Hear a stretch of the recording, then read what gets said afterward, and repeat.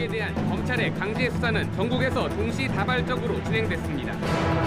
검찰이 소환 조사 없이 이례적으로 후보자부인 정경심 동양대 교수를 불구속 기소했습니다. 국민 여러분께 죄송하고 송구하고 감사하고 고맙습니다. 58쪽 분량의 두 전 장관 공소장에 검찰이 적용한 혐의는 모두 11개입니다.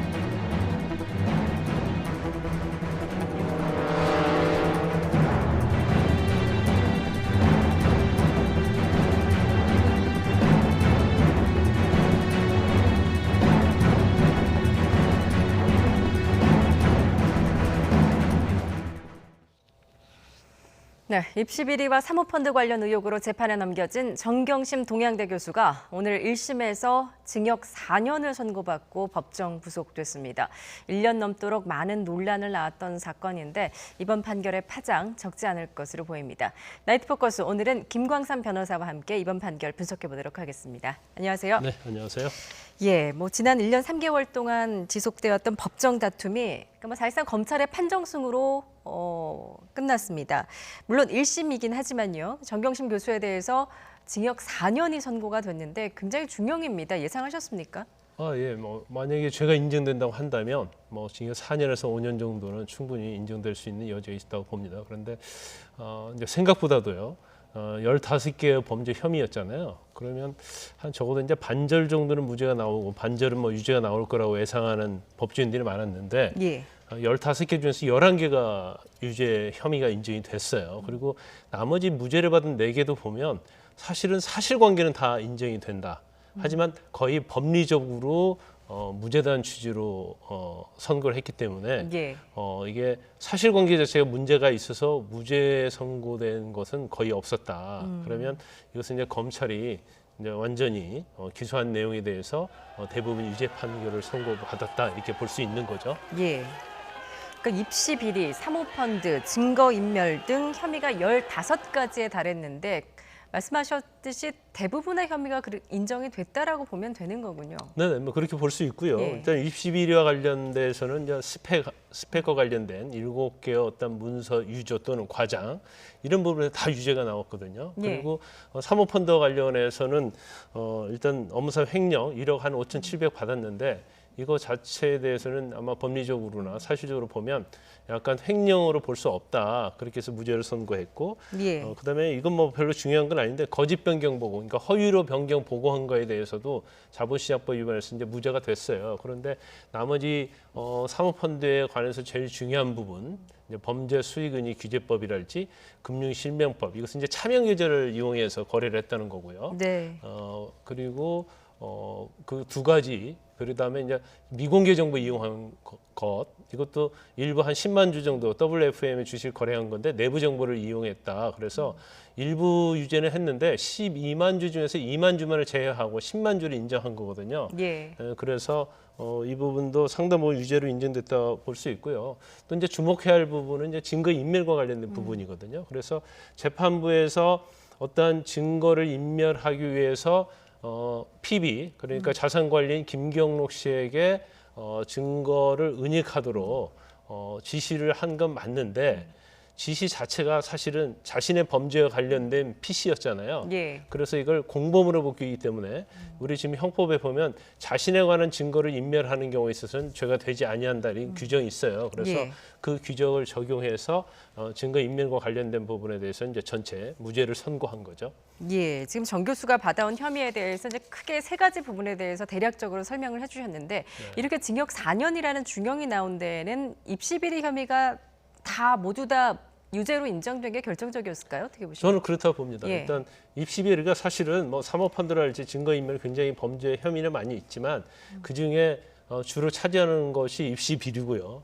또 입시 비리가 또 한 가지가 아니에요. 그러니까 표창장 위조부터 시작해서 또 인턴십이랄지 여러 가지 위조가 있고 예. 그 문서를 가지고 부산대랄지 이런데 입시 전형하는데 계속 썼기 때문에 이 부분을 굉장히 죄질이 안 좋게 보는 것 같아요. 특히 정경심 교수는 교수잖아요. 예. 학생들 상대로 어떻게 보면 강의를 하는 입장이고 또 어떤 사회적 지위가 있는 사람인데 오히려 사회적 지위가 있는 사람이 이렇게 수없이 걸쳐서 문서까지 유조하면서 자신의 딸의 실질적인 이익을 위해서 행사한 것에 대해서 굉장히 죄질을 좋지 않게 본 것으로 저는 봅니다. 예, 앞서 검찰은 이제 결심 공판에서 징역 7년, 벌금 9억 원, 추징금 1억 6,400여만 원을 구형을 했었는데 정규수 측은 그동안 검찰이 자신에 대한 표적 수사를 했다. 이건 무리한 수사였다라면서 계속 반박을 해오지 않았습니까? 그렇죠. 이제 조 전 장관에 대한 수사 시작될 때부터 이제 표적 수사, 먼지 털기 수사, 과잉 수사 이런 얘기를 많이 했었고요. 또 네. 범여권에서도 그런 주장을 많이 했었어요. 그런데 뭐 물론 그 당시에 검찰이 수사에 대해서 일반 수사에 비해서는 굉장히 많이 집중을 하고 또 많은 인원을 동원한 건 맞아요. 근데 사실 나타난 결과에 의하면 법원에서 이제 상당 부분 유죄 판결이 났기 때문에 검찰의 어떤 과잉 수사랄지 표적 수사 이거를 주장하는 것은 좀 힘을 잃을 가능성이 좀 많다고 봅니다. 예, 비록 1심 판결이지만 이제 검찰의 표적 수사였다라는 주장은 좀 힘을 잃을 수 있다라고 지적을 해주셨습니다.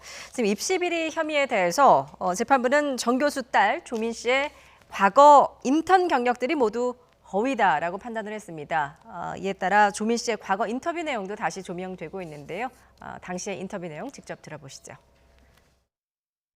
제가 제 대학이랑 제 대학원 입학 취소가 가능할 수도 있다는 그런 기사도 보았고, 그리고 검찰에서 저를 뭐 표창장 위조나 아니면 입시 방해로 기소를 할 수도 있겠다는 그런 생각이 들었습니다. 저는 봉사활동이나 인턴을 하고 나서 받은 것을 학교에다가 제출했습니다. 위조를 한 적도 없습니다. 예, 1심 재판부의 판결에 따르면 이 인터뷰 내용이 허위로 밝혀지게 된 셈인데 결국엔 재판부가 이제 입시 시스템에 대한 믿음과 기대를 저버렸다 이렇게 이제 설명을 했습니다. 네, 일단 아까 말씀드린 것처럼 유조랄지 표창장이 됐건 인턴십이 됐건 이건 사실 입시하는 데 있어서 굉장히 결정적인 영향을 미치는 그런 자료라고 볼 수 있거든요. 예. 그런데 그런 것들을 한두 가지가 아니고 한 7개 정도 스펙을 만들어서 이러한 행위를 했다는 것에 대해서는 아마 그런 것 같아요. 그러니까 어떠한 죄의식이 없이 이것을 반복적으로 한 게 아니냐 이런 생각을 이제 재판부에서 가지고 있는 걸로 보입니다. 그래서 예. 사실 사회적인 지도층이라 하면 오히려 이제 모범을 보여야 하는데 이렇게 어떤 딸의 어떤 입시를 위해서 지속적으로 이런 허위 증명서를 만들고 또는 인턴십을 좀 과장하고 이런 것들은 현재 어떤 입시 시스템에 있어서 지금 사실은 입시 시스템은 굉장히 어떤 청년들의 어떤 공정성에서 굉장히 중요한 부분 아닙니까? 네. 교육과 관련해서 근데 그러한 믿음을 저버리고 이제 파괴를 했다. 그래서 거기에 대한 굉장히 질타를 한 거라고 볼 수가 있습니다. 예, 지금 말씀하셨듯이 핵심 논란 가운데 하나가 바로 동양대 표창장 위조 혐의였습니다. 재판부는 이제 정 교수가 이 표창장을 위조했다는 사실이 충분히 증명된다라고 판단을 한 것인데 그 근거로는 무엇을 들었습니까? 네, 여러 가지 이제 근거가 있는데요. 예. 일단 이 표창장 부분은 굉장히 중요하다고 볼 수 있어요. 예. 왜냐하면 지난 9월 6일 이제 청문회 하는 날 저녁 자정에 조 전 장관 측을 조사하지도 않고 기소를 했잖아요. 그건 이제 시효 완성이 임박했기 때문에 조사하지 않고 기소를 했는데 그 당시에도 이 부분을 가지고 표적 수사다, 뭐 과잉 수사 그런 얘기가 굉장히 논란이 많이 있었죠. 그리고 중간에 이거와 관련해서 공소장 변경이 있었는데 이제 재판부가 변경되기 전에는 공소시효 동일성이 인정이 되지 않는다고 그래서 거부를 했어요. 그랬는데 이 표창장이 사실은 이제 조 전 장관이랄지 정경심 교수와 관련된 거를 우리 국민들이 생각하면 가장 떠오르는 것이 동양대 표창장 위조 여부일 거예요. 예. 그래서 이 위조에 대해서 굉장히 말이 많았지 않습니까? 그런데 이제 재판부에서 내린 결론은 정경심 교수의 아들의 상장이 있다는 거죠.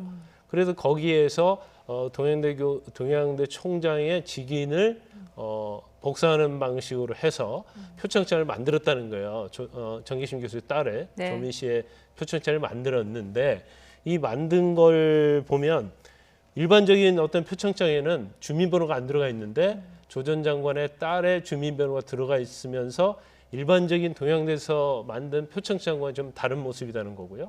그다음에 변호인 측에서 계속적으로 주장한 것 중에 하나가 정경심 교수는 컴맹이다. 그래서 아예 그런 걸 할지 모른다 이렇게 주장을 했었는데 여러 가지 검찰에서 내놓은 증거랄지 증언에 의하면은 충분하게 본인이 파일을 생성하고 표창장에 있는 PDF를 출력을 해가지고 이를 유조할 수 있는 컴퓨터에 관해서는 상당히 능력이 있다 이렇게 평가한 거예요. 그래서 전체적으로 보면 정경심 교수가 유조한 게 맞다 이렇게 판단을 한 거죠. 예, 말씀하셨듯이 정 교수 측은 본인은 컴퓨터를 잘 다룰 줄 모른다. 그렇기 때문에 이렇게 위조를 할 수가 없다라고 주장을 했었는데 재판에서 이제 검찰이 프린터기까지 가져와서 뭐 30초 만에 이 위조하는 장면을 또 연출하기도 했다던데 그런 부분들이 좀 재판에 영향을 미친 그렇죠. 겁니까? 그때 뭐 시연까지 했었는데 그 당시 흘러나온 얘기는 결국 정경심 교수가 이 컴퓨터 자체를 조작할지 모르기 때문에 아마 표창장 부분에서는 무죄가 나올 것이다 이제 그런 얘기도 있었거든요. 근데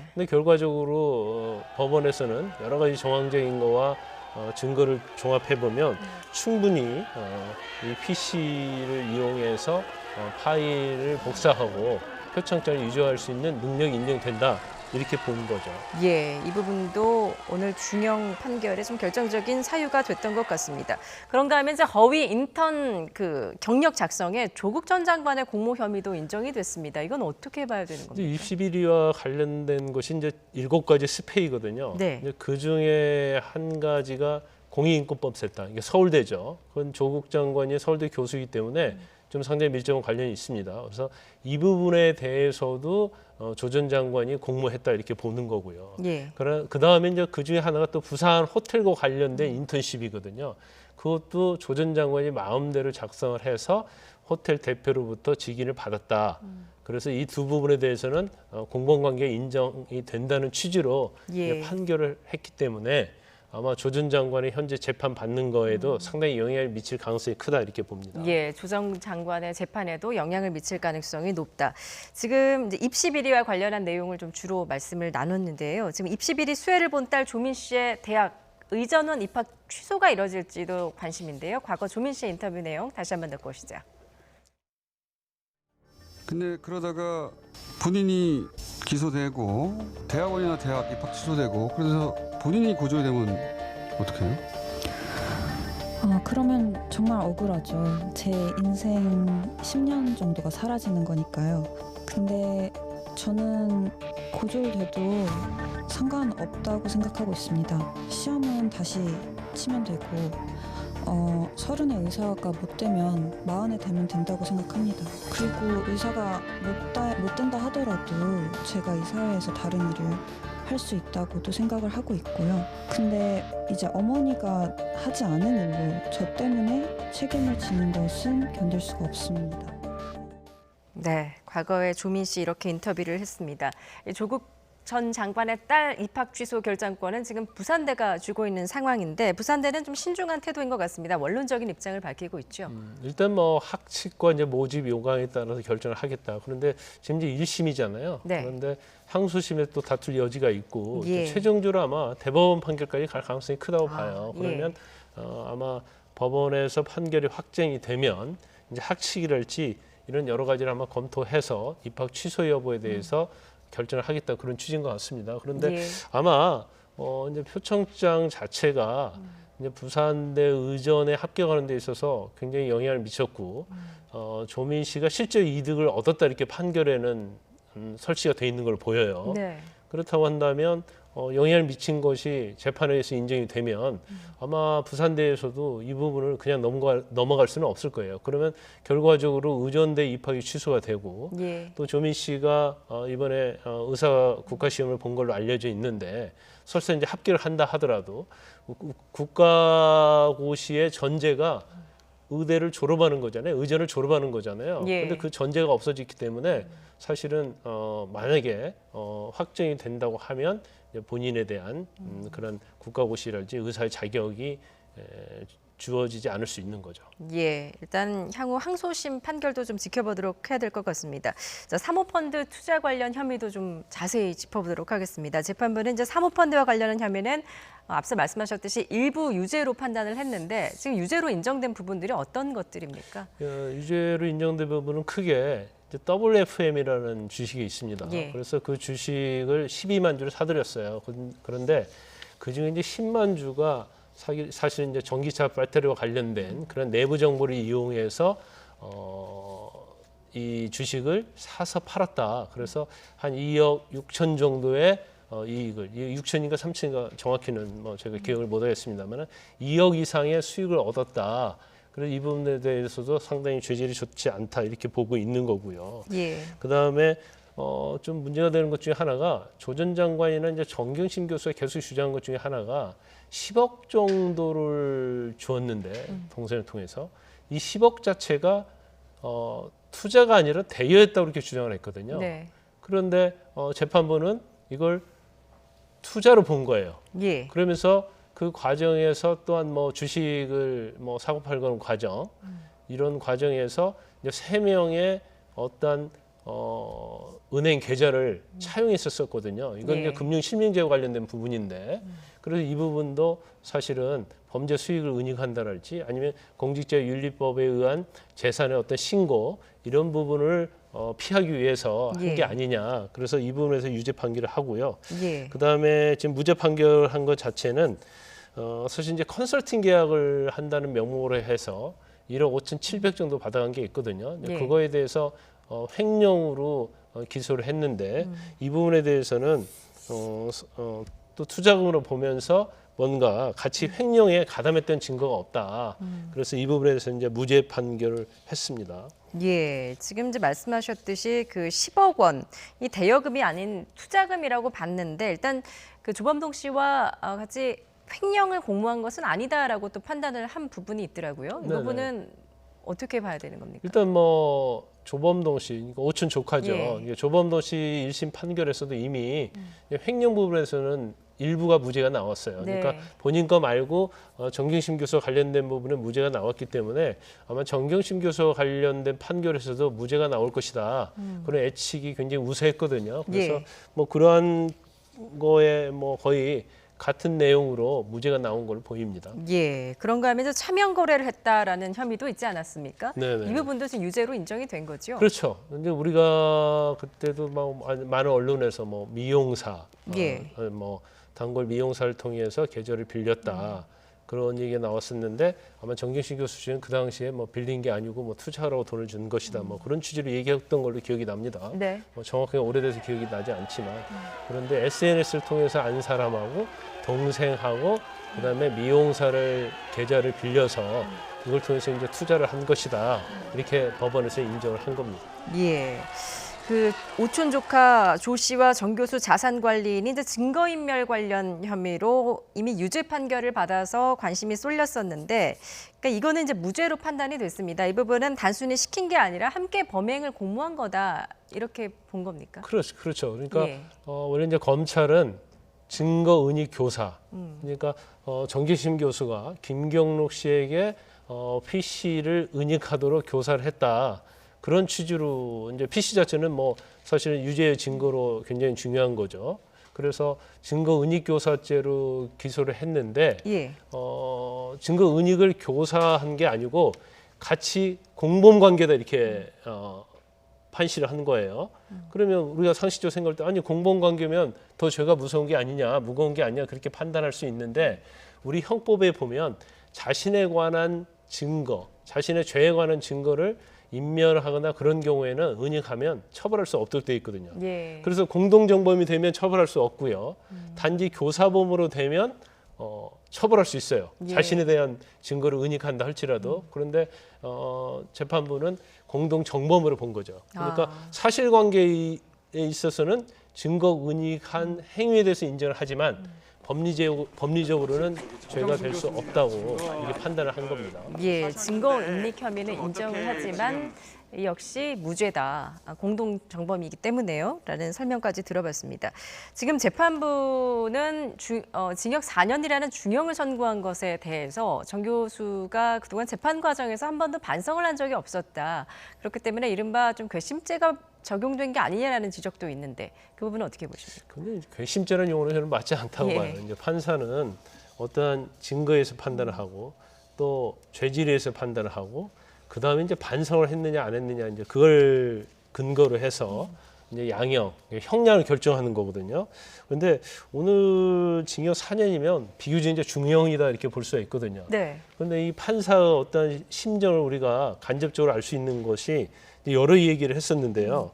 일단 첫 번째는 뭐냐면 한 번도 자신의 잘못을 인정하지 않았다는 거예요. 예. 그리고 진실을 증언할 사람에게 정신적인 고통을 가했다는 거고요. 이건 무슨 의미입니까? 진실을 말하는 사람에게 정신적인 그러니까 이제 고통을 뭐 그런 것 같아요. 그러니까 법정에서 자신들에게 불리한 증언을 하게 되면 네. 정치적 목적을 가지고 유증을 하고 있다, 허위 증언을 하고 있다 이렇게 굉장히 공격을 한 걸로 보입니다. 예. 그런데 판사 입장에서 보면 그 사람들은 진실을 말하고 있는데 이걸 너무 호도하는 게 아니냐 예. 그런 생각을 했던 것 같아요. 그러면서 또 하나 어떤 얘기가 있냐면 좀 우리가 눈여겨봐야 할 대목이 객관적 물증과 신빙성이 있는 진술에도 불구하고 모든 공소사실을 부인했다는 거죠.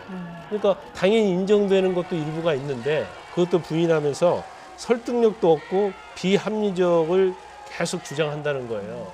그러니까 상식적인 차원에서 용인할 수 없는 그런 주장을 하기 때문에 설사 피고인이 사실 방어권 행사를 해서 그럴 수는 있는 거거든요. 네. 근데 그 범위가 이제 선을 넘어서 굉장히 비합리적이고 설득력이 없다.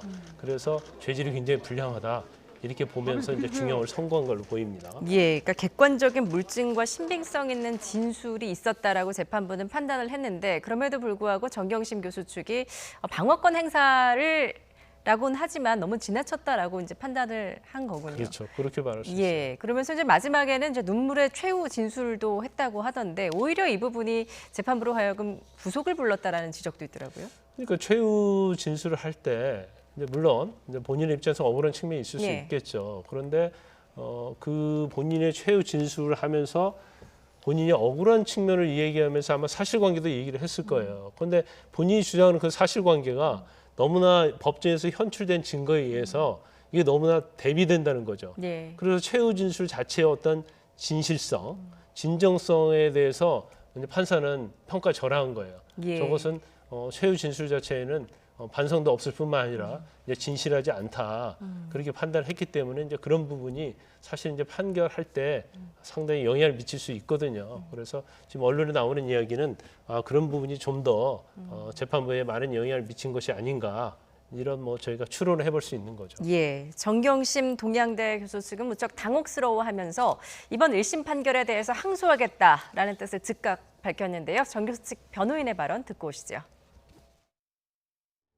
입시 비리 부분은 전부 유죄를 선고했는데 그동안 수사 과정부터 저희들이 싸우고자 했던 예단과 추측 이런 부분들이 이 법정 선고에서도 선입견과 함께 반복되지 않았나. 그동안 재판 과정에서 많은 입증의 노력들이 하나도 반영되지 않고 오히려 검찰 논리 그대로 모두 유죄가 인정되는 걸 보면서 적지 않이 실망하지 않을 수 없었고 항소심에서 다투지 않을 수가 없게 됐습니다. 예, 정 교수 측 변호인 측은 검찰의 논리 그대로 유죄가 인정됐다. 이번 1심 판결을 받아들일 수 없다라는 입장인데 어떻습니까? 2심 항소심에서 정 교수 측이 좀 반성하는 모습을 보인다거나 조금 태도를 바꾼다면 좀 형량이 감형될 가능성도 있을까요? 근데 아마 그러기에는 쉽지 않을 거예요. 왜냐하면 이제 조 전 장관이 자기 스스로 이제 셀프 기자회견했잖아요. 예. 또 청문회에서 계속적으로 지금 검찰의 공소사실과 관련된 부분을 다 부인했어요. 또 정경심 교수도 사실은 법정에서부터 다 부인했단 말이에요. 그런데 사실 그 말을 믿고 조 전 장관에 대해서 지지하는 분들이 서초동 앞에서 시위도 하고 집회도 하고 그러면서 적극적으로 지지했지 않습니까? 예. 더구나 조국 백서까지 발행을 했는데 만에 하나 이제 항소심 가서 어떤 전략을 바꿔서 일부에 대해서 인정을 한다고 하면 이제 그 부분에 대한 어떤 신뢰성 이런 것들이 굉장히 어떤 명분이 좀 약화될 수 있어요. 그래서 바꾸기는 굉장히 어렵다. 그런데 저는 개인적 의견으로는 오늘 이제 판결 이유랄지 여러 가지 보면서 사실 지금 유죄로 한 범죄 혐의, 특히 이제 입시 비리와 관련된 부분이 항소심 가서는 번복되기가 굉장히 쉽지 않다 이런 생각을 합니다. 예. 그래서 사실 1심에서도 예를 들어서 7가지의 어떤 스펙 관련해서 유죄랄지 이제 과잉으로 기재를 했다는 거 아닙니까? 그러면 거기서 너무 명백한 부분은 어느 정도 인정을 하고 어떻게 보면 부모로서 딸을 잘 되는 마음이었다. 이런 뭐 취지의 어떤 변론 그런 것들을 좀 했으면 상당히 뭐 형량에 있어서 감경이 됐을 수 있는데 네. 이제 모든 걸 다 부인을 하다 보니까 이런 결과가 됐고요. 이제 항소심의 특징은 이거예요. 1심과 2심이 갔는데 1심의 어떤 선고 당시의 사정이 항소심에서 변경되지 아니하면 형량을 항소심에서 건들지 않습니다. 예. 그런 측면이 있기 때문에 항소심에서 아무리 무죄를 다툰다 하더라도 1심과 똑같은 부분이 유죄가 나온다고 하면 사실은 형량이 바뀌기 굉장히 어려운 측면이 있어요. 그래서 그 부분에서 아마 정경심 교수 측도 상당히 많은 고민을 하겠지만 예. 1심과 전략을 바꾸기는 이미 너무나 좀 멀리 와 있기 때문에 쉽지 않을 거다 이렇게 봅니다. 예, 조국 전 법무부 장관도 너무나 큰 충격이다라면서 SNS에 입장을 밝혔는데 어떤 글을 남겼는지 한번 보겠습니다. 자, 조 전 장관, 제가 법무부 장관에 지명되면서 이런 시련은 어쩌면 피할 수 없는 운명이 되었나 봅니다. 더 가시밭길을 걸어야 할 모양입니다. 즉각 항소에서 다투겠습니다라고 입장을 밝혔습니다. 앞으로 항소심도 꽤 오랜 시간이 좀 걸리지 않을까라는 생각이 드는데 이번 1심 재판이 이제 향후 조국 전 장관의 재판에 미칠 영향도 지금 주목을 받고 있습니다. 조 전 장관 그동안 자녀 입시 비리 의혹은 사실과 다르고 또 입시 비리에 관여한 적도 없다라고 밝혔는데 과거 인터뷰 내용 직접 들어보시죠. 저희 아이가 거기 가서 근무를 했고 이 박사님이 실제 서명한 그 체험활동 확인서 같은 것을 받은 것이 사실이다라는 말씀드렸고요. 예, 이게 이제 지난해 9월 청문회 당시의 발언이었습니다. 조국 전 장관은 물론 이렇게 주장을 했지만 지금 오늘 재판부의 판단은 전혀 달랐는데 앞서 말씀하셨듯이 조 전 장관의 이름이 여러 차례 나왔었고 또 공모 혐의도 인정이 된 셈이에요. 그렇다면 앞으로 조 전 장관의 재판에도 꽤 영향을 미치지 않겠습니까? 제가 볼 때는 상당히 영향을 미칠 거예요. 예. 특히 이제 재판부에서 명시적으로 특히 서울대 공익인권법센터와 관련된 인턴십이 유죄가 되었다. 근데 거기에서 조 전 장관이 주도적으로 공모한 것처럼 그렇게 설치를 했고요. 그다음에 이제 부산 호텔과 관련된 인턴십 확인서 이 부분에 대해서도 조 전 장관이 개입을 한 걸로 공범관계인 걸로 적시를 했기 때문에 예. 사실 지금 검찰 측에서도 이 부분을 조 전 장관 재판에 증거로 제출하겠다. 판결문을 증거로 제출하겠다고 이미 밝힌 상태거든요. 그다음에 조 전 장관이 지금 받고 있는 재판의 혐의 중에 하나가 공직자윤리법 위반이거든요. 근데 이 부분도 오늘 판결 선고에서 어떤 공직자로서 어떤 재산 자체를 은닉하기 위해서 한 것처럼 설치를 했어요. 그래서 예. 뭐 차명 계좌도 이용하고 이런 부분을 명확하게 판결에서 밝혔기 때문에 이 부분은 조 전 장관의 재판에 있어서 아주 불리한 영향을 미칠 수 있는 거죠. 그렇군요. 조 전 장관은 과거에 이제 딸이 받은 표창장에도 문제가 없다라고도 말을 했었는데 지난 9월의 발언 듣고 오시죠. 저희 아이가요 학교에 가서 중학교, 고등학교 학생들 영어로 가르치는 거 실제 했습니다. 실제 활동을 했고 그에 대한 그 표창장을 받은 거 사실입니다. 예, 지금 여러모로 조 전 장관의 재판에는 굉장히 불리한 셈이 됐습니다. 이번 정경심 교수에 대한 1심 재판이요. 그런데 이제 좀 또 공교롭게도 내일 그 윤석열 총장의 그 직무정지 효력을 다투는 또 재판이 있지 않습니까? 네네. 여기에 또 어떤 영향을 미칠지도 관심인데요. 근데 뭐 직접적인 영향은 없을 거예요. 예. 직접적인 영향은 없는데 간접적인 영향이 있을 수 있다고 봅니다. 예. 왜냐하면 지금 윤석열 총장에 대한 사퇴 압박, 그리고 이제 범 여권의 비난, 또 추미애 장관의 징계 이런 것들이 전혀 이제 조 전 장관의 수사부터 시작이 된 거라 볼 수 있거든요.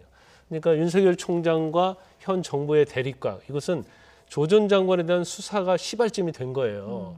그래서 여권에서 계속 사퇴를 압박을 했기 때문에 아마 윤석열 총장 측에서는 이게 설사 직접적인 영향이 없다 하더라도 그의 원인에 대한 얘기를 할 거고, 또 법무부에서는 어떤 이제까지 윤 총장이 어떤 과잉 수사나 표적 수사 이런 행위를 해왔다는 것을 아마 주장을 할 거예요. 그런데 오늘 이제 판결로서 상당히 윤 총장 손을 들어줬기 때문에 그렇지 않다는 걸 윤 총장 측에서도 주장할 가능성이 크다. 예. 그러면 정지 2개월이 정치의 목적이냐, 아니면 정말로 검찰총장의 비리 혐의 때문에 그런 거냐, 그런 부분에는 어느 정도 저희가 볼 때는 영향을 미칠 수 있다고 봅니다. 예. 그래서 일단 내일 집행정리 심리를 하면 적어도 뭐 2, 3일, 늦어도 뭐 다음 주에는 그 집행정지 할 것인지 안 할 것인지 발표를 할 거예요. 그런데 만에 하나라도 재판부에서 윤석열 총장 손을 들어준다고 하면 이건 굉장히 정치적으로나 여러모로 이제 후폭풍이